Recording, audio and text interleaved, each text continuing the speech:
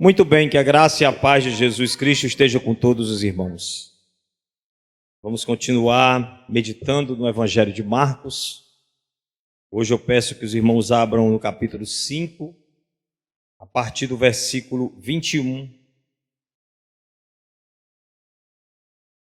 Nós já vimos que o Senhor Jesus é apresentado por Marcos como o poderoso Filho de Deus, o Salvador do mundo, o Rei dos Reis, Senhor dos Senhores, aquele que tem autoridade para ensinar, aquele que tem autoridade para pregar, aquele que tem autoridade para chamar discípulos, aquele que tem autoridade sobre os demônios, aquele que tem autoridade sobre as doenças, aquele que tem autoridade sobre a natureza, os ventos e o mar lhes obedecem.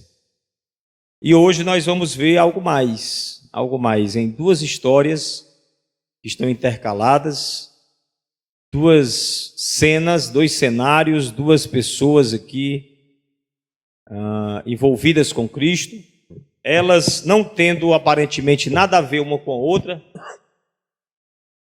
mas são duas histórias que se encontram em Jesus.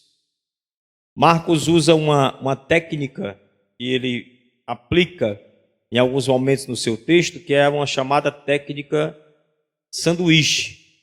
Ele começa falando de um assunto, coloca outro no meio, termina e volta para o assunto que ele tinha começado antes. Então, nesse capítulo 5, a partir do versículo 21, Marcos faz isso. Ele vai começar a contar uma história, no meio dessa história vai aparecer outra história, essa história vai se concluir e depois a história que começou vai terminar também, né? E nós seremos abençoados pela gloriosa palavra do nosso Deus. O texto começa como continuação daquela passagem que nós vimos na semana passada.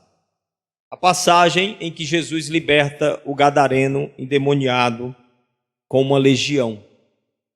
E ele está do lado de lá, ele está do lado de Decápolis. E agora ele volta de novo para o outro lado de onde ele já tinha saído. Você vê isso no versículo 21. Quando Jesus volta de barco para o outro lado, reúne-se em volta dele de novo uma grande multidão. E ele estava lá, no lugar de sempre, junto ao mar. Que o Espírito de Deus nos faça ver pelos olhos da fé o nosso lindo Mestre Jesus ali junto ao mar da Galileia. E então chegou um dos chefes da sinagoga, chamado Jairo. Eis o primeiro personagem dessa história, o chefe da sinagoga. Um homem de posses, um homem com condições boas financeiramente falando, um homem bem considerado na sociedade, um homem que coordenava a sinagoga, um homem que tinha ouvido falar de Jesus, um homem que sabia algo de Jesus, porque as coisas que Jesus dizia e as coisas que Jesus fazia corriam por ali. Inclusive Jesus tinha já anunciado o evangelho nas sinagogas e provavelmente anunciou na sinagoga na qual Jairo era o coordenador, o chefe. Esse homem, quando viu Jesus, que tinha voltado do lado de lá, prostrou-se aos seus pés. Prostrou-se aos seus pés. Hoje é dia de nós nos prostrarmos aos pés de Jesus. Hoje é dia de nós meditarmos sobre prostrar-se aos pés de Jesus. Hoje é dia de alguém que desistiu de se prostrar aos pés de Jesus, voltar a fazê-lo. Hoje é dia de você voltar a prostrar-se aos pés de Jesus. E pediu a Jesus com insistência: minha filhinha está morrendo, Veja que situação. Minha filhinha está morrendo, venha impor as mãos sobre ela, para que seja salva e viva. Então Jairo vem com um conhecimento. Jairo conhecia as Escrituras. Jairo era chefe de uma sinagoga. Ele vem com conhecimento das Escrituras. Mas não dá para nós dizermos que ele conhecia quem era Jesus. Porque ele vem até Jesus baseado no que ele sabia, não de Jesus, mas no que ele sabia das Escrituras. E o que é que ele sabia das Escrituras? Ele sabia, por exemplo, que o Senhor já tinha mandado profetas, muitos profetas, e que por meio desses profetas o Senhor tinha operado muitas maravilhas e prodígios e sinais. Profetas que atuavam, profetas que gesticulavam, profetas que faziam o que Deus mandava para que algo acontecesse. Então, na cabeça de Jairo, muito provavelmente Jesus era um profeta. 400 anos sem profeta, apareceu João Batista, não operou milagre nenhum. Mas logo vem Jesus e opera milagres. Na cabeça de Jairo, provavelmente, ele via Jesus como um profeta, semelhante a Elias, semelhante a Jeremias, né? Semelhante ao próprio João Batista. Então, baseado nesse conhecimento bíblico, nesse conhecimento teológico, o Jairo vai em busca de Jesus. Mesmo sem saber quem ele é, ele vai em busca de Jesus. E Jesus não o despreza por isso. Logo depois, você vê no versículo seguinte que Jesus foi com ele. Reveja o pedido dele. No pedido dele está a informação de que ele via Jesus como profeta, porque ele tem já até a técnica, ele tem já até o método. Ele diz: venha impor as mãos sobre ela. Porque ele já conhecia esse tipo de técnica, esse tipo de prática de imposição de mãos. Então ele imaginava que Jesus precisava impor as mãos sobre a menina para que a menina ficasse curada. Assim como alguém podia pensar que para fazer alguma obra, Jesus teria que estar lá, no lugar, não é? Ele teria que estar no local.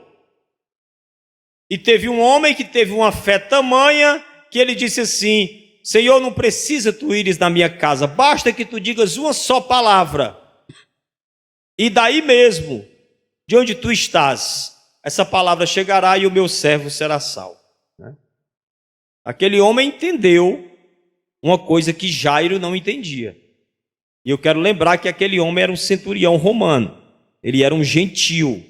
Então ele não estava habituado com a maneira dos profetas. Mas Jairo estava. E Jairo, imaginando que Jesus era um profeta, vem e diz para ele: eu sei que o senhor é um profeta. Eu estou interpretando. E eu sei que o senhor vai impor as mãos sobre ela. O senhor deve ir lá para impor as mãos sobre ela. Não dá para o senhor curar ela daqui. Precisa o senhor ir lá, na minha casa. É nisso que eu estou me baseando para dizer que Jairo via Jesus dessa maneira. Ou seja, eu já quero aqui adiantar os irmãos que a fé de Jairo é imperfeita. É uma fé imperfeita. Mas eu não estou querendo aqui criticar o Jairo. E nem Jesus desprezou o Jairo. Jesus foi com ele. Porque Jesus, ele sempre sabe o que ele está fazendo. Jesus sabia o que ele ia fazer na vida daquele homem. Porque Jesus, ele é poderoso para nos dar muito mais do que nós pedimos, muito mais do que nós pensamos. E esse muito mais, não é que você está pensando em um carro e ele vai dar 2, não. Não é que você está pensando em um emprego de um salário mínimo e ele vai te dar um emprego com 10 salários mínimos. Não é isso, não. O muito mais é que ele vai fazer e entregar para você alguma coisa que você estava realmente precisando e que você não sabia, mas ele sabia de você. Como eu tenho sempre repetido em todas as pregações, e vou de novo hoje, você não sabe de você. Quem sabe de você é Jesus. Então não adianta ficar deixando barquinho para Jesus atravessar, como os discípulos uma vez fizeram. Atravessaram para o outro lado, Jesus disse, não, vão vocês que eu vou ali orar um pouquinho. Passou a noite todinha orando. Aí, quando Jesus chegou às margens lá do lago, ele viu que tinha um barquinho. Um barquinho que os discípulos tinham deixado para ele atravessar. Porque imaginaram, não tem como esse homem atravessar sem um barco. Mas aí os irmãos já sabem o que aconteceu, né? Ele foi andando por cima das águas. Mas não foi para se amostrar, como a gente diz aqui do Ceará. Não foi para se exibir. Foi para ensinar a eles uma lição. Porque a maior lição que Jesus quer nos ensinar é quem Ele é. A coisa mais importante que você pode descobrir na sua vida é quem é Jesus. Não é resolver os seus probleminhas que você tem, não. Me desculpe se falta aqui alguma empatia da minha parte, mas a maior descoberta, a maior alegria, a maior meta que um homem e uma mulher podem ter é saber quem é Jesus. E toda a obra que ele fez e toda a palavra que ele falou foi com esse objetivo. Para que soubéssemos quem ele é e, sabendo quem ele é, dessemos a ele a glória que lhe é devida. E seguíssemos a ele sabendo o que ele espera de nós. Não é sobre nós, é sobre ele. Jesus foi com ele. Amém, glória a Deus.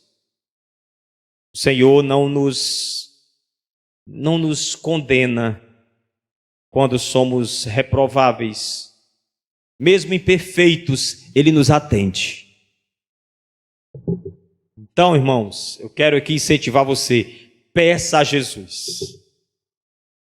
Eu quero incentivar você, busque a Jesus. Está doendo? Busque a Jesus.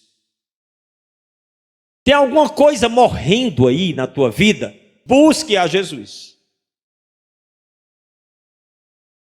Tem algo se acabando, algo sendo destruído? Clame por ele, vá até ele, chame ele do teu jeito imperfeito, com a tua fé imperfeita mesmo, porque ele vai te atender e ainda vai aumentar e aperfeiçoar a tua fé. Então, em nome de Jesus, chame ele, busque ele, assim como Jairo fez.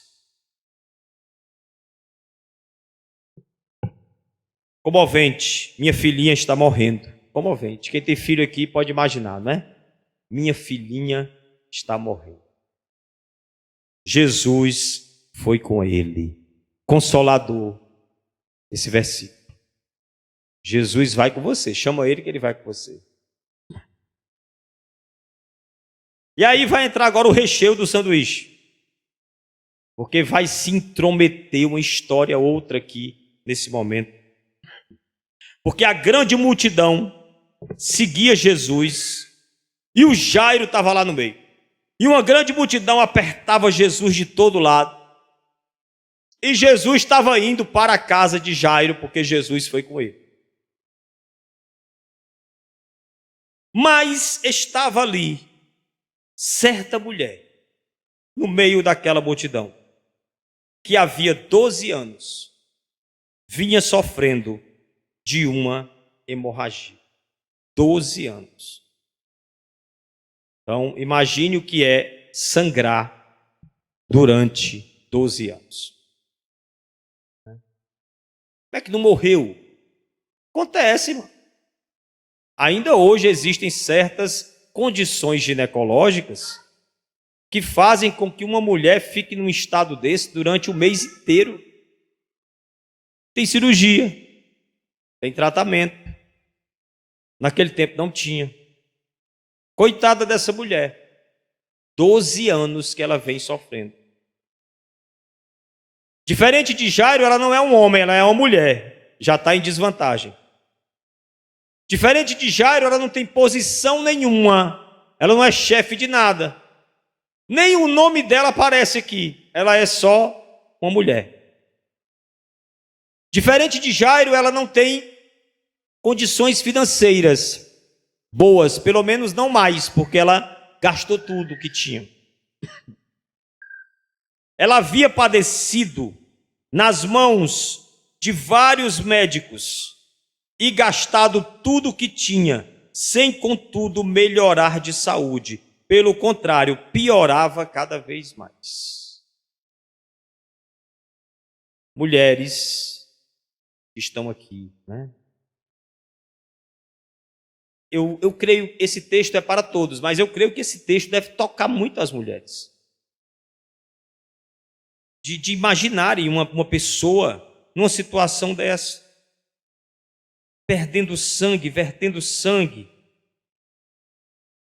tentando buscar naquela medicina limitada da época a sua cura, gastando todo o dinheiro que tinha, os médicos talvez até enganando ela, e diz aqui que em vez de melhorar, ela estava piorando, fraca, pálida, e ainda condenada pela religião, porque os irmãos sabem que uma mulher sangrando era considerada impura.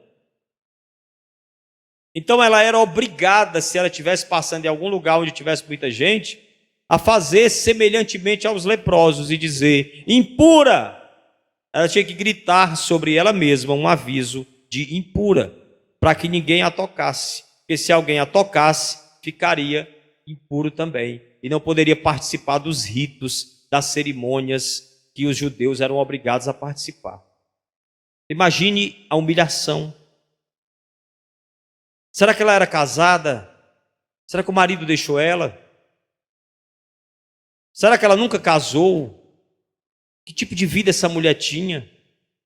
Onde é que ela morava? Será que ela era sozinha? Não é? Nós não sabemos os detalhes, mas nós sabemos que ela ouviu falar de Jesus. Ela ouviu falar de Jesus. Ela não tinha o mesmo raciocínio de Jairo. O raciocínio de Jairo era: eis ali um profeta, vou levá-lo na minha casa, ele vai impor as mãos sobre a minha filha, ela ficará curada. Essa mulher não tinha esse raciocínio. Ela ouviu a fama de Jesus e ela tomou uma decisão. Essa decisão está no versículo de número 28. A decisão foi essa, ó. Se eu apenas tocar na roupa dele, ficarei curado. Eu volto já para o 27. Mas em algum dia, em algum momento, que aqui não se explica, simplesmente depois de ouvir tudo que ela ouviu sobre Jesus, olha, apareceu um homem chamado Jesus, diz que ele foi batizado por João Batista. Dizem que quando ele foi batizado, o céu se rasgou, apareceu uma pomba ali, e uma voz saiu do céu dizendo: eis meu filho amado em quem eu me comprazo. Esse homem chamou algumas pessoas para o segui-lo, esse homem pregou nas sinagogas, esse homem expulsou um demônio lá na sinagoga, Esse homem curou multidões de pessoas. Esse homem expulsou uma legião de demônios. Esse homem acalmou o mar e o vento em uma grande tempestade. Ela ouviu coisas sobre Jesus.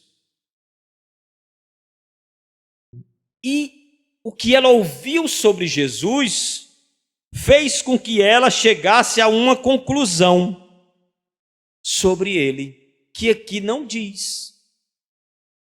Seria bom se dissesse uma conclusão assim: este homem deve ser, mas não diz.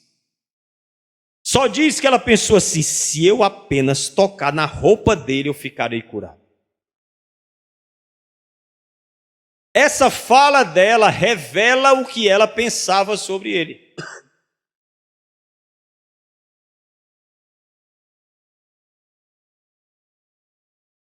Porque veja como é interessante. Jairo pensava em Jesus como um canal. Preste atenção. Jairo pensava em Jesus como um canal de Deus para milagres. Assim como o profeta Elias era um canal de Deus para milagres. Sim ou não? Assim como o profeta Eliseu era um canal de Deus para milagres. Então, Jairo tinha esse pensamento: esse homem é um canal de Deus para milagres. Ele vai lá, vai até a minha casa, vai tocar na minha filha. Deus vai, por meio dele, operar alguma coisa, porque ele é um canal. Através dele, a cura chegará na minha filha. Isso parece bonito, não é, irmão? É bom. Nota 8. Está de bom tamanho o pensamento dele. Mas o pensamento dessa mulher foi o seguinte: este homem é o próprio poder de Deus na terra. Esse homem não é um canal por onde Deus age, ele é o próprio Deus pisando na terra. De tal maneira que se eu tocar na roupa dele, o poder dele, o poder que ele é, vai passar para mim e eu vou ser curada. Que coisa maravilhosa. Isso só pode ter sido resultado de uma revelação especial do Espírito Santo a essa mulher, porque ela não tinha como ter lido isso em lugar nenhum. A mesma revelação, o mesmo espírito de revelação que esteve em Pedro quando Jesus perguntou: quem as pessoas dizem que eu sou? E quem vocês dizem que eu sou? E Pedro respondeu: tu és o Cristo, o Filho do Deus vivo. E Jesus disse para Pedro: você é feliz por ter dito isso. Bem-aventurado tu és, porque não foi carne nem sangue que te revelou, foi o próprio Pai que te revelou isso. Eu creio que esta mulher também foi alvo da revelação do Pai. O Pai revelou a ela quem era aquele homem. Aquele homem era Deus conosco. Emanuel, é Deus na terra, é Deus feito carne andando na terra. É a graça de Deus transformada em gente. É muito mais do que um profeta. Ou não é? De quem é a fé perfeita nessa história? É da mulher. Você não está mais nem se lembrando do Jairo, né? O Jairo está lá. A mulher ainda não fez nada, a mulher está só pensando. Porque eu fui para o 28 para dizer o que ela estava pensando, para eu voltar para o 27, para vocês verem o que ela fez. No 27 diz assim, que ela chegou por trás, no meio da multidão, impurificando um monte de gente, contaminando um monte de gente, pela lei, né? Mas ela foi por trás, no meio da multidão, e fez aquilo que estava proposto no seu coração, tocou na capa dele. Veja, ela não pensava: eu preciso ter uma audiência com este homem, eu preciso tirar ele do meio dessa multidão, eu preciso que ele me encontre ali nas margens de algum lago, eu preciso que ele faça algum tipo de ritual, alguma cerimônia para poder me purificar. Não, ela pensou assim, não precisa de nada disso, basta eu tocar na capa dele. Ele é o poder de Deus andando pela terra.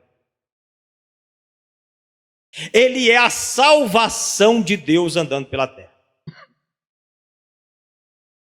Tanto é que depois vocês podem, eu não vou me ater a isso, mas vocês podem pesquisar esse texto no grego. O conhecimento acadêmico hoje, ele não é mais privilégio de mestres e doutores. Ele está aí disponível. Vocês podem tentar pesquisar no grego e vocês vão ver que existem certos verbos no grego que quando eles são usados, eles querem destacar alguma coisa. Em português não dá para explicar isso, não dá. Em português o máximo que eu posso dizer talvez seja pontuação. Quando você coloca um ponto de exclamação, você não está destacando, né? Quando você coloca alguma coisa em negrito, você não está destacando? Em itálico, você não está destacando? Sublinhado, você está destacando? O grego, como não tem nada disso, eles usam uma forma verbal, que quando aquela forma verbal é usada, está querendo dizer que tem algo perfeito acontecendo ali. Inclusive é o tempo perfeito do grego. E quando ele escreve essa história e fala de Jairo, as vezes que Jairo está falando, ele não usa esse tempo perfeito. E quando é a mulher falando, ele usa. Como quem diz, olha para cá, olha aqui onde tem a fé perfeita. Onde tem a fé que Jesus procura. A fé que me faz crer e saber quem ele de fato é. Não é apenas um conhecimento teológico, um conhecimento bíblico, que eu vou tirar uma conclusão achando que ele é um profeta, pelo que eu conheço de Elias, de Eliseu, de Oséias, de Jeremias e de outros mais. Mas é alvo de uma revelação perfeita do Pai, que escolheu. Porque o pai é assim, o pai escolhe o sem nome, o pai escolhe o ninguém, irmão. Irmão, quem é essa mulher, irmão? Ela trabalhava de quê? Qual o cargo dela? Ela tinha algum cargo comissionado? Ela foi nomeada alguma coisa? O que ela fez historicamente relevante na vida, irmão? O que foi?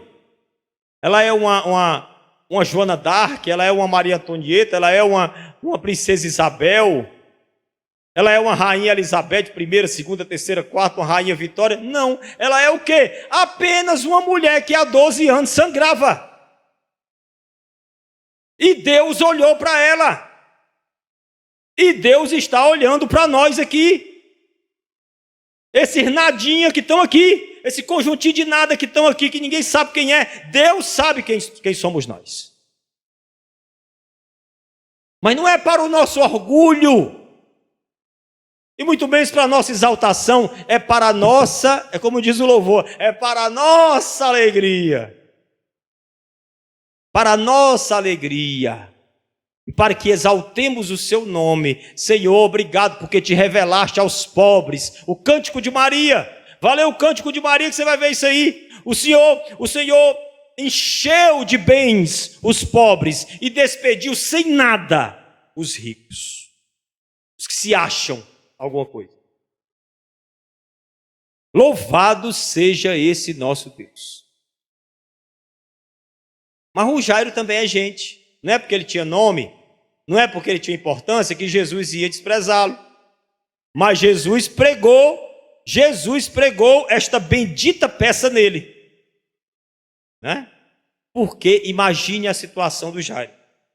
Vamos imaginar depois de ver mais alguma coisa aqui.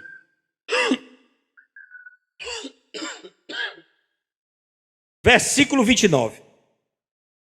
Ela pensou, ela tocou, e o verso 29 diz assim, que logo a hemorragia estancou, e ela sentiu no corpo que estava curada daquele mal. Amém?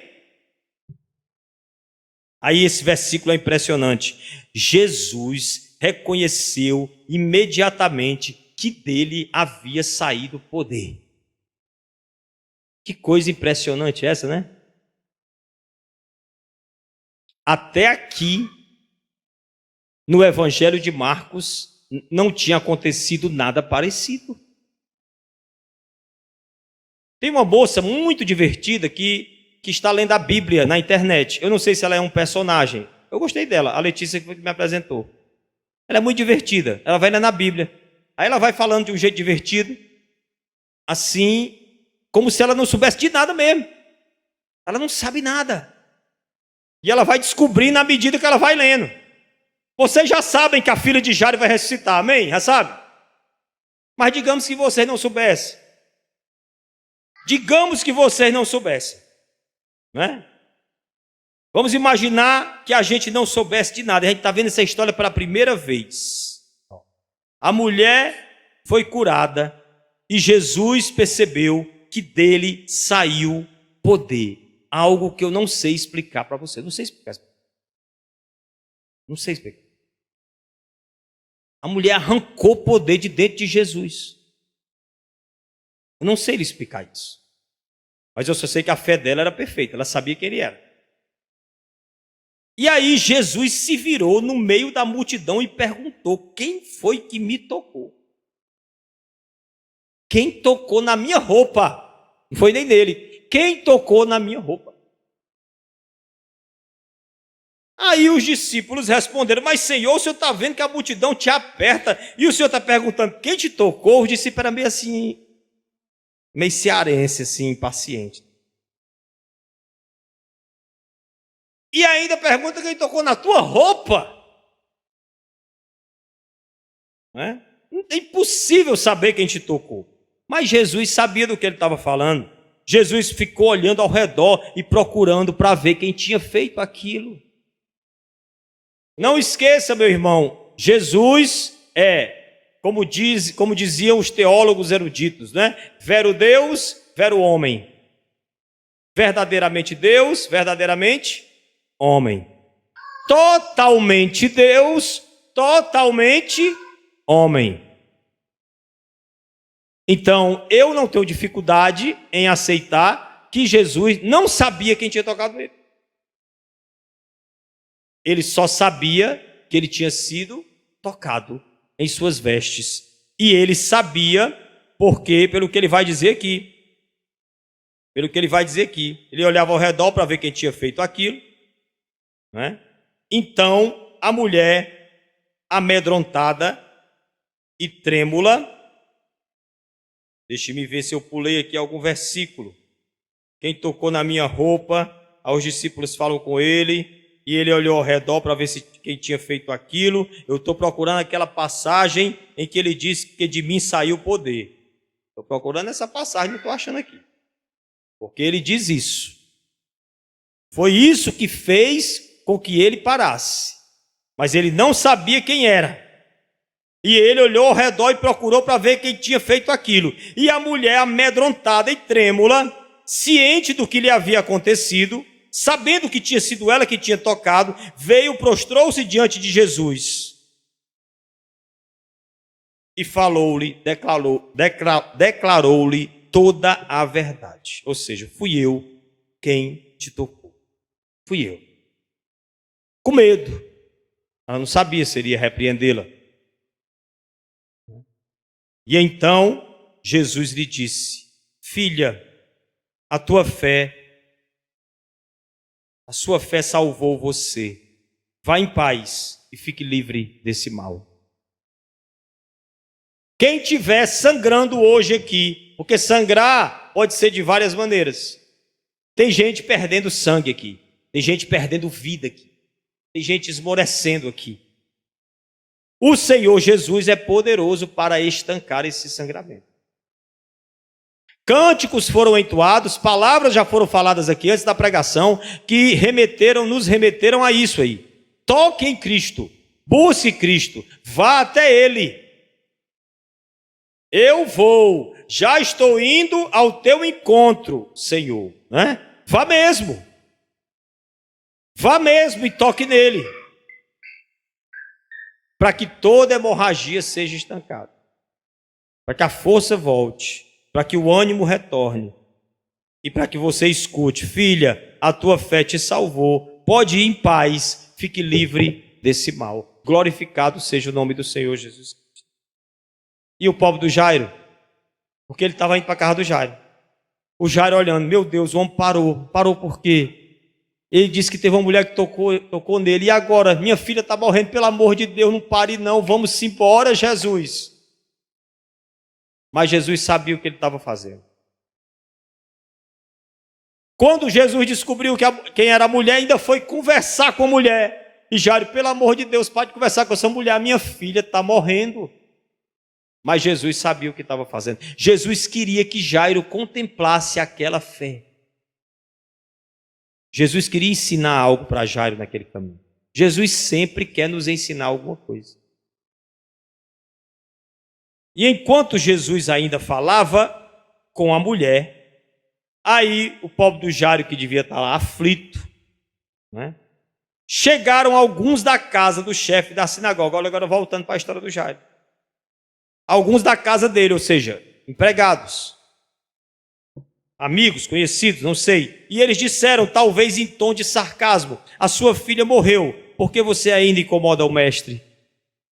Porque vocês sabem que a maioria do pessoal da sinagoga, a maioria daquelas pessoas ali, dos escribas, dos magistrados ali, dos judeus, estavam contra Jesus, em oposição a Jesus, e talvez até disseram: Jairo, você vai atrás dele? Talvez não concordaram, talvez desaconselharam, e agora estão talvez com um sarcasmo: ó, tua filha morreu, não incomode mais o mestre não. Viu como a gente falou que não ia dar certo? Viu como a gente disse que não adianta procurar ele? Adianta sim, meu irmão. Não deixa de procurar Jesus. Não importa o que digam a você, continue buscando o Senhor Jesus. Inclusive o que disseram aqui foi muito pesado, porque disseram a verdade: tua filha morreu. Ainda que algo tenha morrido na sua vida, continue procurando Jesus, porque Ele é aquele que ressuscita o que está morto. Ele é aquele que tem uma voz que ultrapassa os portais da morte. Mas Jesus, sem levar em conta tais palavras, nem ligou para o que eles disseram. Ele só fez dizer assim ao chefe da sinagoga: não tenha medo, apenas creia. Assim diz o teu Deus, ó Israel: não temas, porque eu te criei, eu te chamei pelo nome, tu és meu. O texto que a Saniela leu aqui, e que é emocionante de ver lá naquela série. Eu recomendo que você dê uma olhada naquela série. A série não é mais importante do que a Bíblia, jamais. Não deixe de ler a Bíblia para ver a série, mas essa cena é muito emocionante. A primeira cena de The Chosen, né? É a menina Maria Madalena, talvez ali com os seus 5, 6 anos, já começando a ser atormentada. Seu pai morrendo, e o seu pai dizia para ela: repita as palavras, se lembre das palavras. E as palavras eram essas: não temas, ó Jacó, não temas, ó Israel, eu te chamei pelo nome, eu te resgatei, você é meu. E aí, sem me importar com spoiler, quando Jesus se encontra com ela, né, e que ela está atormentada ainda por demônios, e Jesus chama ela pelo nome, né, e ele diz assim: Maria, e ela olha para trás e ele repete essas palavras. Ele repete essas palavras. E aí ele repete em primeira pessoa, ele diz: não tema, porque eu te resgatei, eu te chamei pelo nome, você é minha. É muito bonito, recomendo. E está baseado na Bíblia. Veja o que ele disse a Jairo: não tenha medo, apenas creia. Ei, vocês aí que estão olhando para mim, Jesus está dizendo assim para vocês: vocês são meus. Eu quero ouvir de Jesus aqui, ele dizendo para mim: Bernardo, você é meu, você é meu. Não queira ser de outro, não. Seja só de Jesus. Sabe uma pessoa que você quer... Sabe uma pessoa que muitas vezes você quer ser dela? Sabe quem é? É você mesmo. Você quer muito ser seu. Você quer muito ser seu. Não queira não. Presta não. Você não presta para poder... Você não sabe se cuidar. Você não sabe se administrar. Queira ser de Jesus. Aceite essas palavras dele. Ouça e receba. Você é meu. Não tenha medo, apenas creia. Aí Jesus não permitiu que ninguém acompanhasse, a não ser Pedro, Tiago e João, porque tem gente que só atrapalha. Aí quando chegou na casa do chefe da sinagoga, Jesus viu um alvoroço. Jesus viu um alvoroço. Estava um alvoroço na casa do chefe da sinagoga. Gente chorando e pranteando para todo lado, mas era gente paga, porque naquele tempo tinha as carpideiras, eram pagas para chorar. Os flautistas eram pagos para tocar canções melancólicas ali, né, de lamento por aquela morte. Jesus chegou lá e viu essa cena de alvoroço e de choro. E quando Jesus entrou, ele falou assim: por que vocês estão alvoroçados? Porque vocês não estão sensibilizados. Vocês não estão aqui em amor. Vocês não estão realmente com o coração tocado pela morte dessa menina. Vocês estão só alvoroçados mesmo. Porque as pessoas às vezes têm essas emoções assim, diante de situações, elas querem parecer que estão se importando, mas não estão se importando não, estão só alvoroçadas mesmo. Jesus repreendeu o alvoroço e disse: por que vocês estão alvoroçados e chorando? A criança não está morta. Ele disse de propósito, ela não está morta, ela está dormindo. Porque diante de Jesus não tem ninguém morto. E aí os mesmos que estavam chorando, alvoroçados, no versículo 40, começaram a rir. Riam-se dele, mas Jesus mandou que todos saíssem. Saiam todos aí, seus engraçadinhos, seus hipócritas. E levou consigo apenas o pai, a mãe da criança e os que vieram com ele, Pedro, Tiago e João. E entrou no lugar onde a menina estava. Tomou a criança pela mão e disse: Talitá, cumi, que em aramaico quer dizer menina, e que alguém já traduziu e eu achei muito bonito: meu amorzinho, eu digo a você, levante-se. Pegou aquela criancinha de 12 anos, a mesma idade, o mesmo tempo de vida que ela tinha, era o tempo de sofrimento daquela mulher. Quando aquela mulher foi diagnosticada com o seu mal, aquela menina estava nascendo. E agora as histórias dela se encontram entre a presença do Senhor Jesus. E Jesus está agora dizendo para essa menina para se levantar. Eu digo a você, levante. Escute isso, irmão, espiritualmente. Eu dizer para você, talvez não ajude. Um outro irmão dizer para você, talvez não ajude. Mas escute Jesus dizendo a você, levante. Levante-se.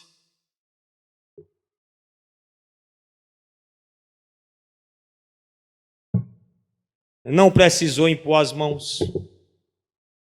Não precisou deitar sobre ela, colocar olho com olho, nariz com nariz, boca com boca. Lembra disso? Teve profeta que fez isso, né? Não precisou colocar cajado em cima. Simplesmente ele pegou ela pela mão. Ele não impôs as mãos, ele tomou-a pela mão. Ele não fez o que Jairo pediu. Ele fez o que ele pode fazer. E ele tomou-a pela mão. Disse a ela, levante. Imediatamente imediatamente a menina que tinha 12 anos se levantou e começou a andar. E agora Jesus revela uma nova autoridade que ninguém sabia ainda que ele tinha. Ele tem poder para ressuscitar mortos. Jesus tem autoridade sobre a morte. Mas Jesus ordenou-lhes expressamente que ninguém o soubesse, que ainda não era tempo. E o nosso Jesus é muito simples.